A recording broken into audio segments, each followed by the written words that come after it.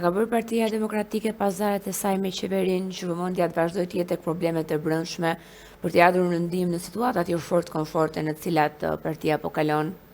Nuk më rëziton kështu, nëse ka prova do të ishin publike. E para punës sot opozita kretohet nga një person, nga Berisha, i cili dhe nga ana humane e shoh të vështirë të bashkëpunojë me një person që e futi brenda në arrest shtëpie një vit burg.